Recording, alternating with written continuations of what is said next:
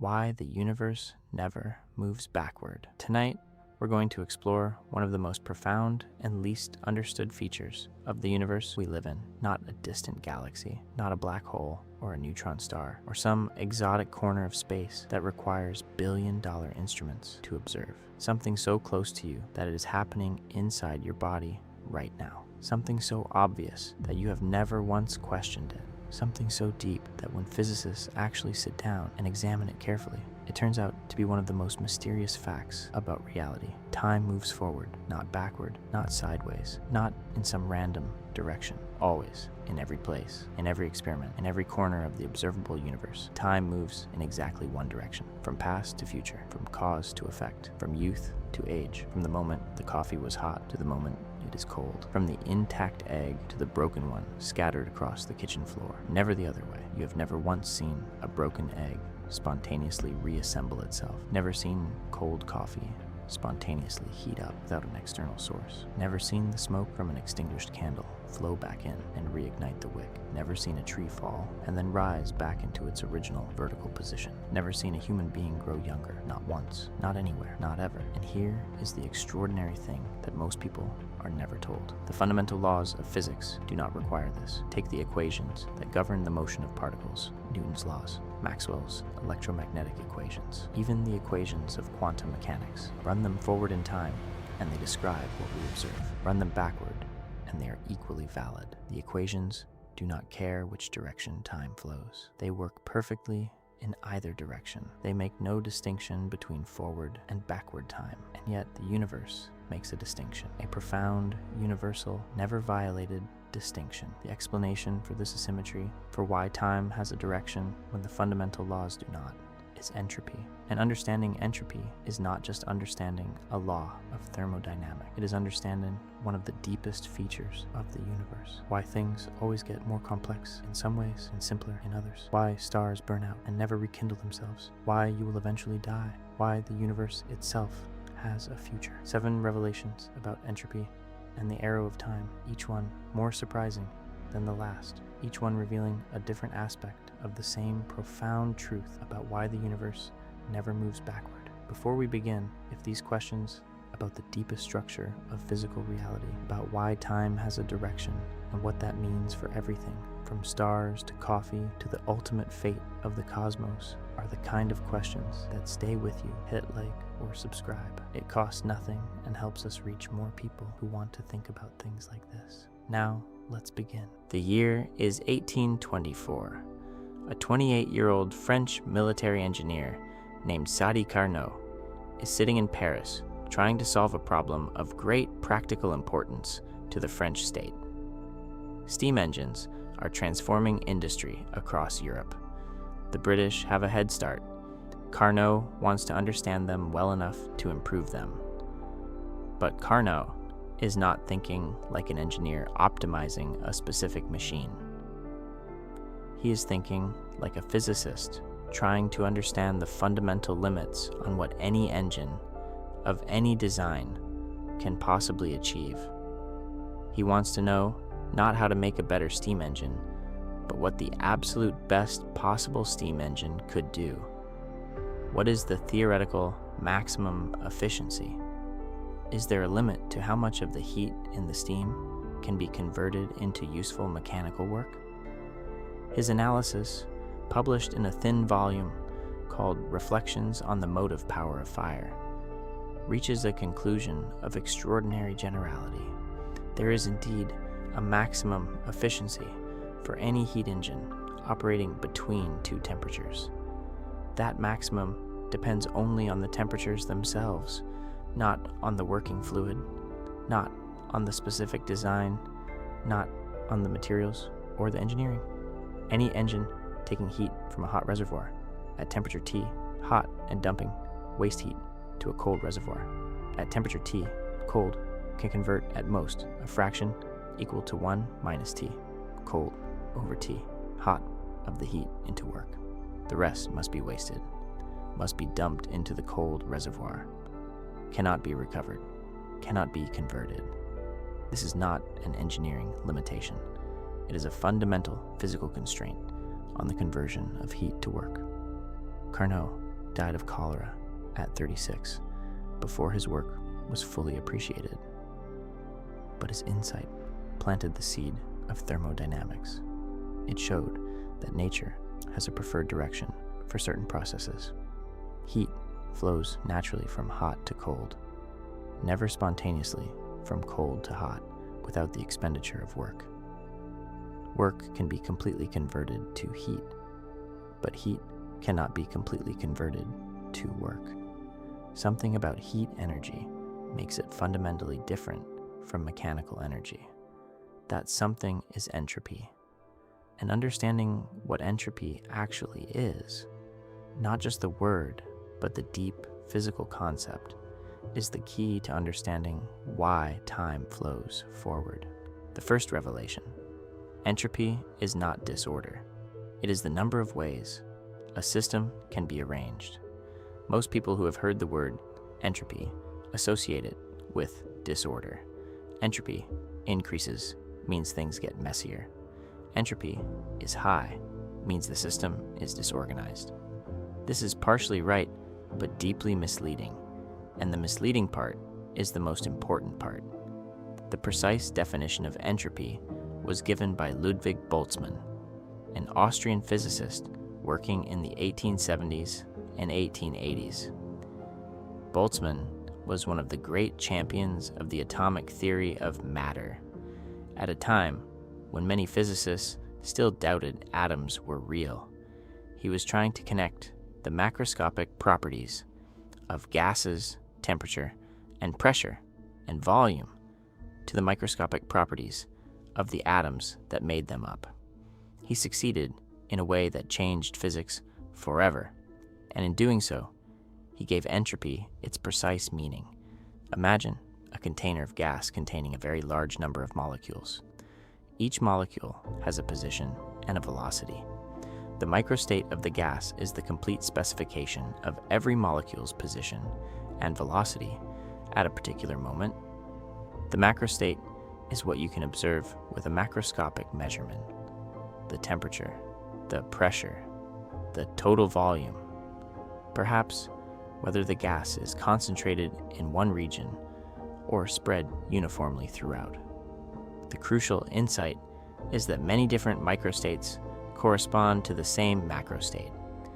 If the gas has a particular temperature and pressure and is uniformly distributed, there are an astronomical number of different specific arrangements of the individual molecules that would all look identical at the macroscopic level.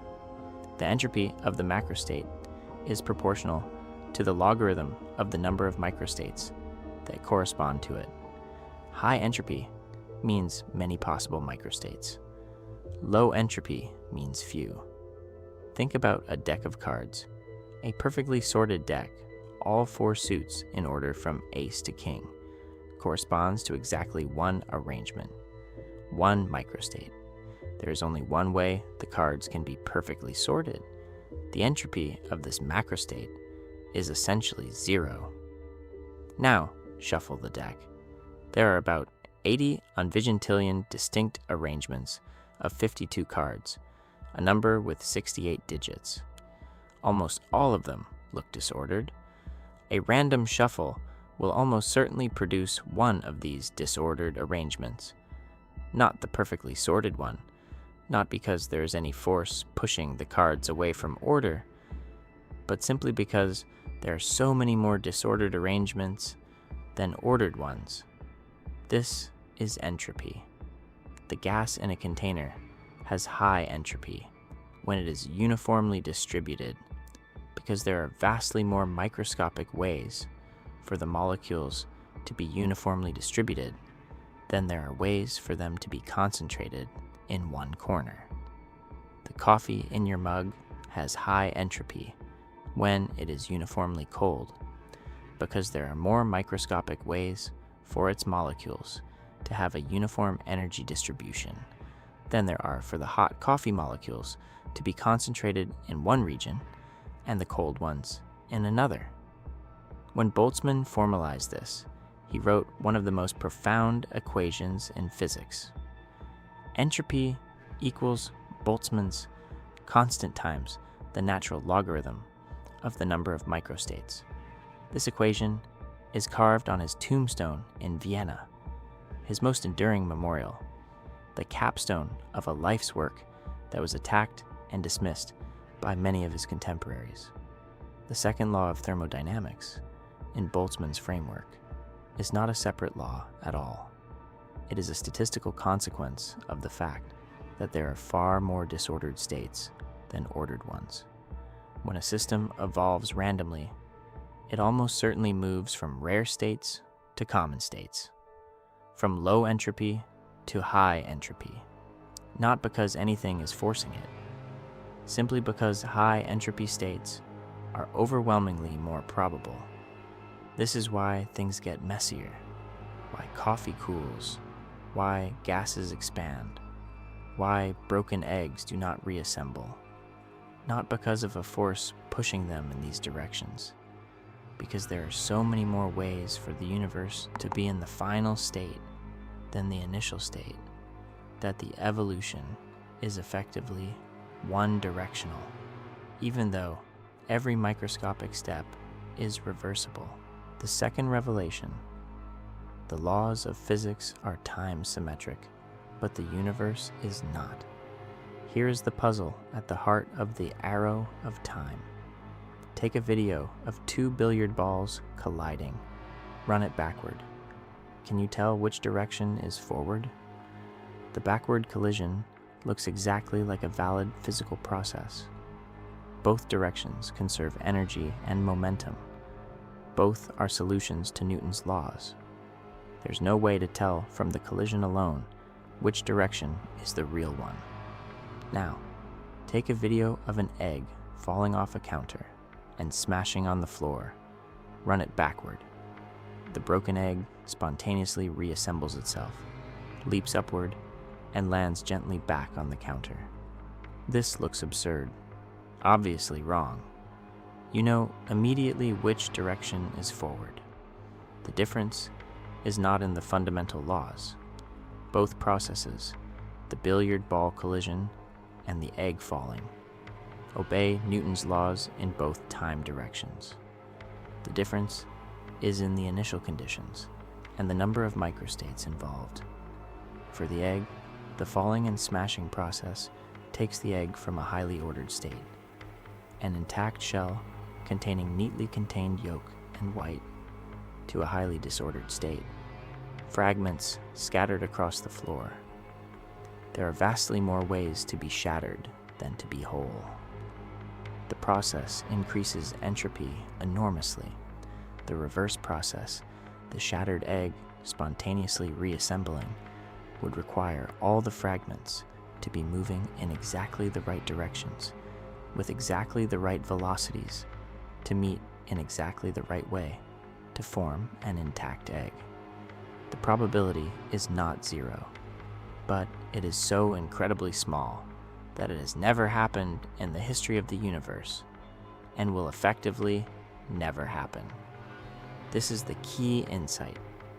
The arrow of time is not written into the fundamental laws. It emerges from the statistical properties of systems with many degrees of freedom, combined with the particular initial conditions the universe started in. The laws are time symmetric. The universe is not. And the reason the universe is not symmetric comes down to one fact about its beginning. The universe started in an extraordinarily low entropy state. Think about what this means. If you picked a random state for the universe, a completely random specification of the position and momentum of every particle, you would almost certainly get a state of very high entropy, close to thermal equilibrium, with matter uniformly distributed and all energy uniformly spread.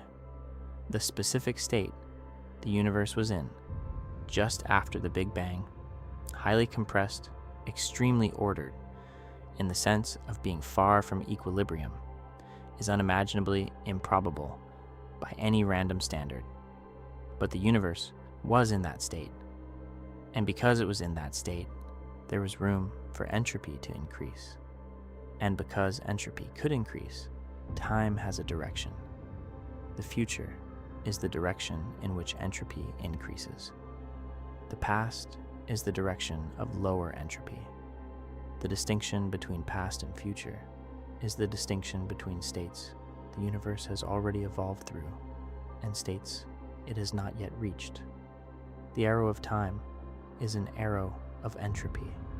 It points from the improbable toward the probable, from the ordered past toward the disordered future.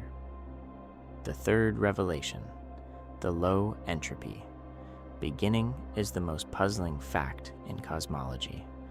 Why did the universe begin in such a low entropy state?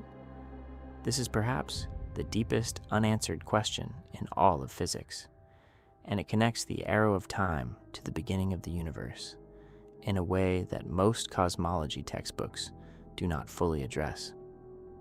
The Big Bang produced a universe that was extraordinarily smooth and uniform.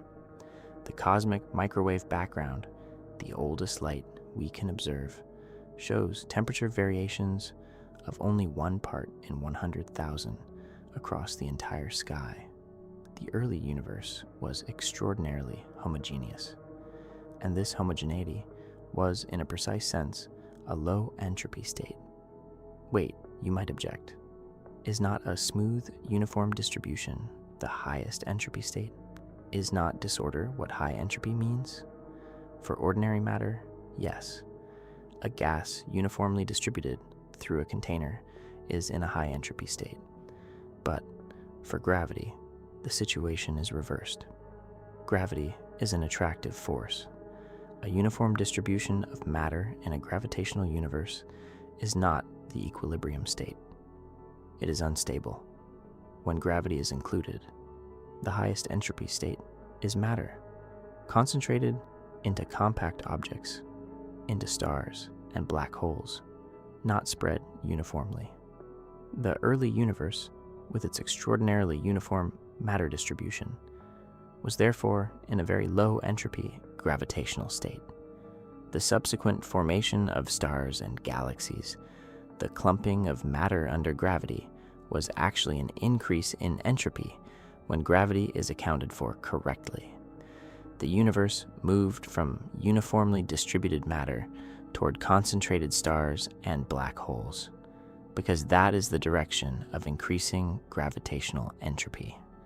The physicist Roger Penrose has calculated that the probability of the universe beginning in the specific low entropy state it started in, rather than some random high entropy state, is 10 to the power of 10 to the power of 123 to 1 against, a number so incomprehensibly small that writing it out would require more digits than there are atoms in the observable universe. Why was the universe in such an improbable initial state? There are several answers, none of them fully satisfying. Inflation, the rapid exponential expansion thought to have occurred in the universe's first tiny fraction of a second, can explain why the universe is so smooth and uniform. Inflation takes a small patch of space and stretches it to an enormous size, ironing out any initial inhomogeneities. But inflation does not explain why the pre-inflationary patch had such low entropy. It pushes the question back to an earlier time. Some physicists, including Penrose himself, argue that we need new physics at the Big Bang to explain the low entropy beginning, that the quantum state of gravity at the boundary of space-time must be constrained in a way that picks out low entropy initial conditions. We do not yet have the theory that would describe this. Others appeal to the anthropic principle.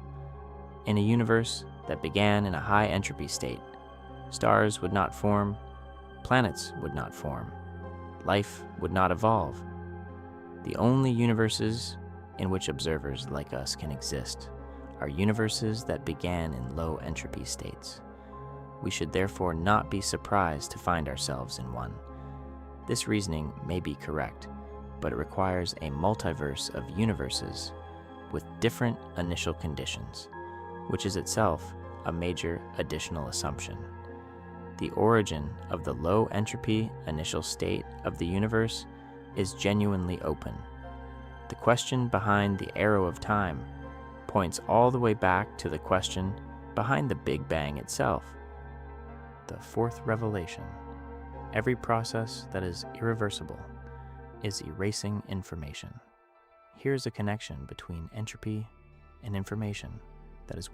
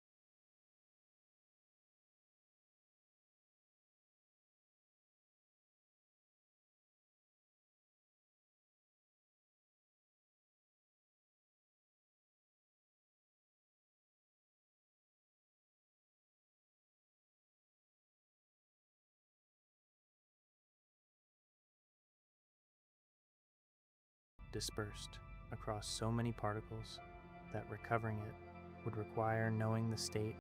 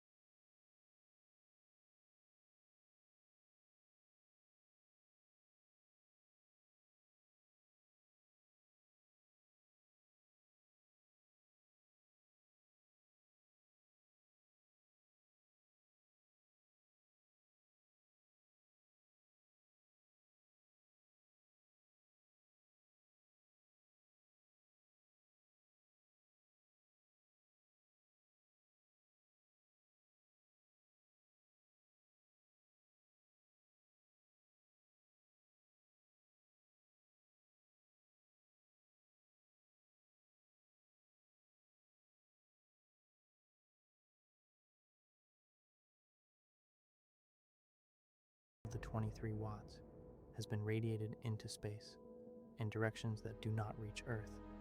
That energy is irreversibly dispersed into the cosmos. The entropy of the universe has increased.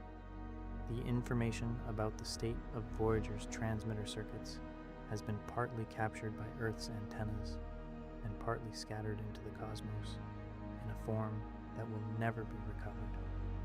Every signal Voyager sends is a small act of entropy increase.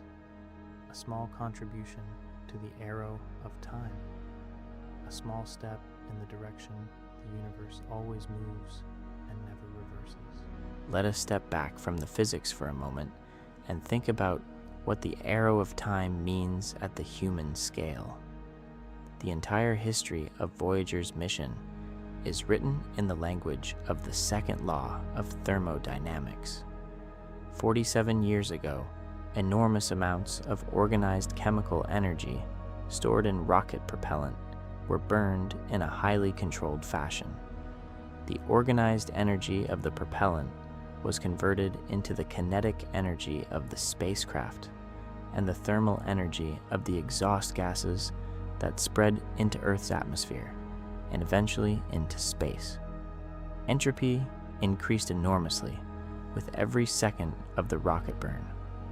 The spacecraft, which left Earth's gravity and traveled outward on carefully calculated trajectories, represents organized human knowledge encoded in metal and silicon and carefully calibrated instruments. But the instruments are decaying.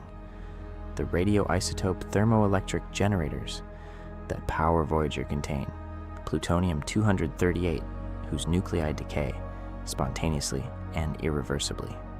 The organized nuclear energy of radioactive plutonium is being converted into heat, and heat into electricity, and electricity into radio signals that spread outward in all directions as the signal travels. With every decay of every plutonium nucleus, entropy increases. Voyager 1 currently has about 249 watts of power remaining. When it launched, each spacecraft generated about 470 watts. The difference, more than 200 watts of generating capacity lost over 50 years, represents entropy that has been produced. Organized nuclear energy converted to thermal energy, converted to electrical energy, converted to radio signals, scattered across a sphere, now 14 billion miles in radius. The instruments that have been shut down to conserve power were shut down because the processes that power them generate entropy, and the entropy generating capacity of the spacecraft is finite. Every instrument shut off is a concession to the second law. By 2030, maybe 2032, Voyager will fall silent. The last radio transmission will spread outward at the speed of light and be diluted across an expanding spherical surface until it is indistinguishable from the thermal noise of the universe. That final signal will be the spacecraft's last direct contribution to cosmic entropy. And then the golden record, the physical object carrying music and images and greetings from a species that understood thermodynamics well enough to name it, will drift silently through the universe, still subject to the second law, still radiating heat, still decaying at the atomic level, but no longer generating coherent information that anything can receive. This is what the arrow of time looks like from the inside, a spacecraft that launched with enormous organized energy, slowly converting that organization to entropy. The instruments going silent one by one, the power fading, the signals weakening. The entropy of the universe increasing with every moment of the mission. Voyager's entire story is the second law of thermodynamics, lived at the scale of human exploration.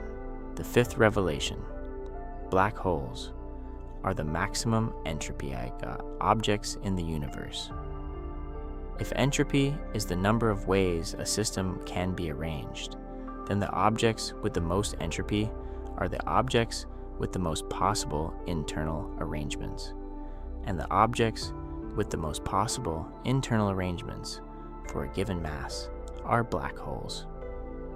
Jacob Bekenstein and Stephen Hawking showed in the 1970s that a black hole has an entropy proportional to the area of its event horizon, the boundary from within which nothing can escape. The formula is the area of the event horizon divided by 4 times the Planck length squared. The Planck length is an extraordinarily small number, about 10 to the minus 35 meters. So the Planck length squared is about 10 to the minus 70 meters squared. Even a modest black hole has an event horizon area of many square meters, giving it an entropy of staggering magnitude. The entropy of the black hole at the center of the Milky Way, which has a mass of about 4 million solar masses, is approximately 10 to the power of 90 bits. This is larger than the entropy of everything else in the observable universe combined. This is astonishing.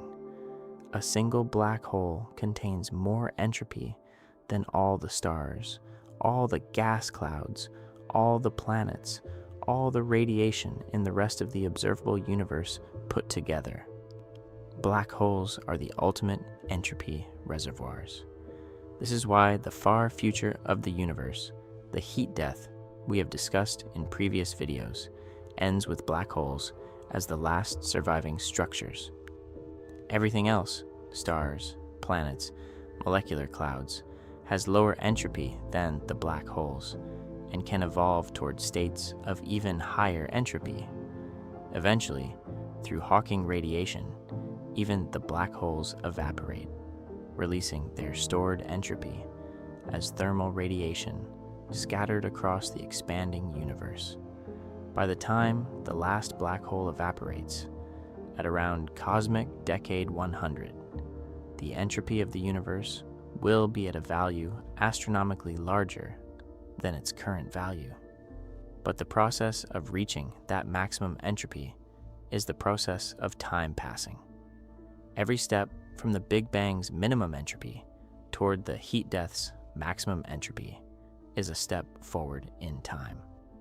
The Bekenstein-Hawking formula for black hole entropy contains all 3 fundamental constants that appear when quantum mechanics and gravity intersect: Newton's gravitational constant, Planck's constant, and the speed of light. This is telling us something deep.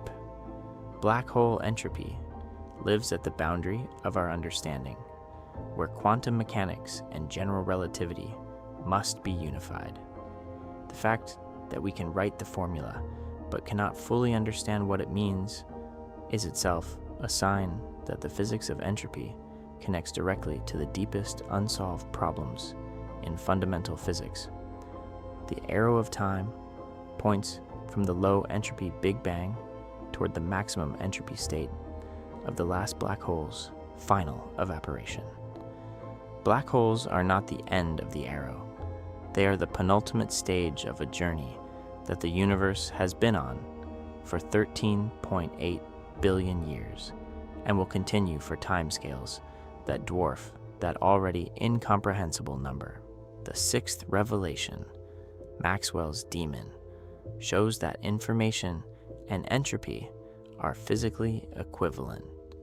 We have already mentioned Maxwell's demon in previous videos, but its resolution deserves a dedicated treatment because it is one of the most beautiful arguments in the history of physics, and it establishes something that changes how you understand everything else about entropy. James Clerk Maxwell, in 1867, proposed a thought experiment: a container of gas divided into 2 halves by a partition. In the partition is a tiny door operated by a tiny being, the demon. The demon watches the molecules approaching the door from both sides. When a fast molecule approaches from the right, the demon opens the door and lets it through to the left. When a slow molecule approaches from the left, the demon opens the door and lets it through to the right. All other approaches are ignored. Over time, the left side fills with fast-moving molecules, and the right side with slow-moving ones.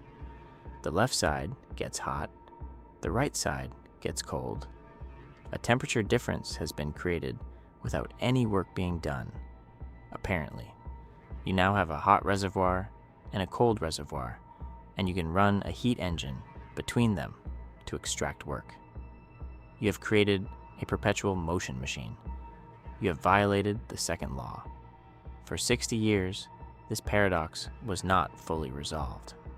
Suggestions were made that the demon must expend energy to observe the molecules, but this was not rigorously established. Various attempted resolutions were incomplete. The correct resolution came in 1929 from Leo Szilard, who identified that the crucial energy cost is not in the observation, but in the erasure. The demon must keep a record of each observation in order to decide whether to open the door. But the demon's memory is finite. Eventually, the demon must erase its records to make room for new observations. And Landauer's principle, which Szillard's work anticipated by over 30 years, says that erasing a bit of information generates entropy, exactly enough entropy to compensate for the entropy that the demon has reduced in the gas. The demon cannot violate the second law because the demon's memory is a physical system, and erasing it generates at least as much entropy as the demon's sorting has reduced. The second law survives, but the lesson is extraordinary. The demon's memory, a physical record of information, is thermodynamically equivalent to a physical state with low entropy. Storing information decreases entropy locally. Erasing information increases entropy. Information and entropy are not analogous. They are the same physical quantity, expressed in different units. This has profound implications for computation. Every computation that involves erasing information must generate heat. Computers are thermodynamic machines. Every time your laptop deletes a file or overwrites a memory location, the second law of thermodynamics applies to the operation, and entropy increases by a precisely calculable minimum amount. In practice, modern computers are wildly inefficient compared to the Landauer minimum and generate far more heat than necessary. But in principle, even a perfect computer is bounded by thermodynamics. The information you are receiving right now, through whatever medium carries this to you, is subject to the same laws. The physical processes of transmission and reception generate entropy. The memory that stores what you have learned generates entropy when it encodes new information. Your brain, which is right now processing concepts about entropy, is itself generating entropy to do so. Everything that processes information is subject to the arrow of time. Thought itself is a thermodynamic process. Understanding entropy generates entropy. The seventh revelation. The arrow of time may not be fundamental, and what that means is extraordinary. Here is the deepest and most unsettling aspect of the arrow of time, the one that physicists genuinely struggle with and have not fully resolved. The laws of physics, as we currently understand them, are almost completely time-symmetric. The equations work equally well forward and backward in time, with one very minor exception in a specific type of particle physics process, which we will address. The fundamental laws make no distinction between past and future.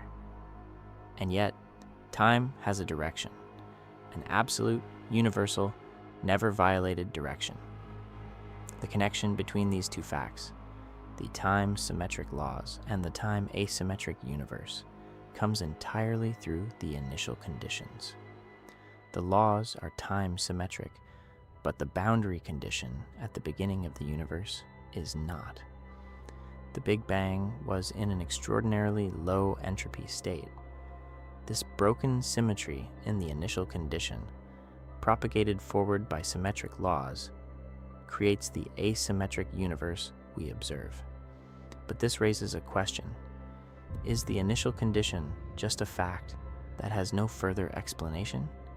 Did the universe simply happen to start in a low entropy state is a contingent fact with no deeper cause? Or is there a deeper explanation? The minor exception in the fundamental laws involves a phenomenon called CP violation, discovered in particle physics experiments in 1964. Certain reactions involving particles called kaons and B mesons do not proceed at the same rate when time is reversed, or equivalently, when both the charge conjugation and parity operations are applied. This violation of time reversal symmetry is real but tiny. It affects only a specific class of weak force interactions and does not directly explain the macroscopic arrow of time, which is millions of orders of magnitude larger in its effects. There is, however, a possible connection: the asymmetry between matter and antimatter in the universe, the fact that there is roughly one extra particle of matter for every billion pairs of matter, and antimatter that annihilated in the early universe, may be related to CP violation. The slight excess of matter that survived the early annihilation and became everything we see may be a consequence of time asymmetric physics in the early universe. If so, the matter of which you are made is a physical record of a time symmetry violation that occurred in the first moments of the cosmos. The arrow of time you experience may thus have two components: one statistical, the overwhelming probability that a system evolves from rare low entropy states to common high entropy states, and one potentially fundamental, a slight asymmetry in the laws themselves that influenced the matter-antimatter balance of the early universe. Some physicists have proposed more radical ideas. Julian Barber has argued that time itself does not flow, that the universe is better understood as a collection of static configurations, a block universe in which all moments exist simultaneously, and the experience of time's passage is an emergent phenomenon from the structure of the block. Sean Carroll has explored the idea that the universe may be time symmetric at the largest scales, with the Big Bang being not a beginning, but a low entropy region in a larger structure that extends in both temporal directions, with arrows of time pointing away from the low entropy region in both directions. These ideas are speculative. They are serious physics, but not established physics. What is established is this: the arrow of time, the one-directional flow from past to future that you experience every moment of your life, is connected to the entropy gradient of the universe, which is connected to the low entropy initial condition of the Big Bang, which is the deepest puzzle in all of cosmology. What does all of this mean? We began with a simple observation. The universe never moves backward. Broken eggs stay broken. Coffee cools and does not reheat itself. Stars burn out and do not reignite. We found that this universal one-directionality is not written into the fundamental laws of physics. The laws are time symmetric. The asymmetry emerges from the statistical behavior of systems, with many degrees of freedom combined with the specific low entropy initial condition the universe started in. We found that entropy is not disorder, but the count of possible microstates, and that the second law of thermodynamics is not a separate principle, but a consequence of the overwhelming numerical advantage of high entropy states over low entropy ones. We found that the low entropy beginning of the universe is perhaps the most improbable and most unexplained fact in all of cosmology, requiring a special initial condition of a specificity that beggars any probabilistic intuition. We found that entropy and information are the same physical quantity, that erasing information necessarily generates entropy, that thought itself is a thermodynamic process subject to the second law, and that Maxwell's demon cannot violate thermodynamics because the demon's memory is itself a thermodynamic system. We found that black holes are the maximum entropy objects in the universe, that their entropy is proportional to the area of their event horizons, and that the arrow of time points from the minimum entropy Big Bang toward the maximum entropy evaporation of the last black hole in the unimaginably distant future. And we found that the deepest question, why the initial condition was low entropy in the first place, remains genuinely.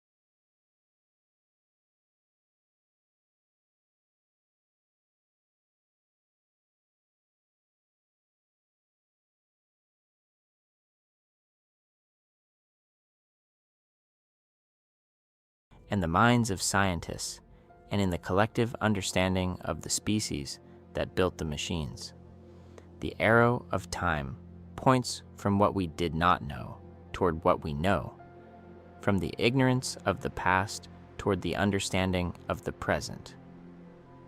This is not a violation of the second law. Knowledge is produced by processes that generate vastly more entropy than the organization of the knowledge itself. The entropy of the universe increases every time a scientist analyzes a data set, every time an idea is communicated, every time a transmitter sends a signal and a receiver decodes it. The second law wins. It always wins.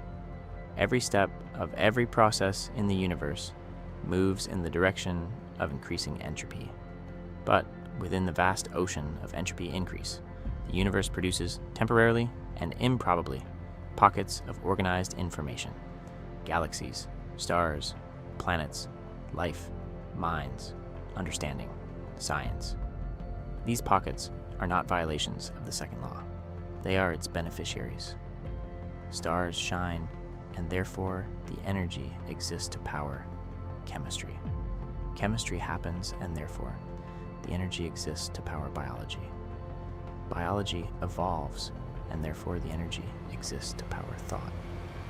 Thought happens, and therefore the energy exists to power science. Science progresses, and therefore the understanding exists to build Voyager. Voyager exists because the universe started in a low entropy state and has been spending that organized energy ever since. the Big Bang's extraordinary improbability, the 1 in 10 to the power of 10 to the 123 chance that it began as it did, is the condition of possibility for everything that has ever happened in the universe, including the moment a species on a pale blue dot learned what entropy was, understood why time moves forward, and sent 2 spacecraft into the dark to find out what lies beyond the place where the sun's influence ends. We are the universe understanding its own arrow of time, not reversing it, not escaping it, understanding it, temporarily, improbably, beautifully. 2 spacecraft built with 1970s technology. Computers with less memory than a microwave oven. Transmitters weaker than a refrigerator light bulb. Power systems based on radioactive decay. Traveling for nearly 50 years. Still generating entropy. Still obeying the second law. And still, in the process, giving us understanding. That understanding is temporary. The information will eventually be lost, the organized patterns dispersed into the high entropy future, the golden records dissolved by proton decay in 10 to the 34th years. The arrow of time points in one direction, and it does not stop. But right now, in this moment that the arrow of time has brought us to, the understanding is real. The entropy of knowing is a price the universe is paying to have known anything at all. It is worth paying.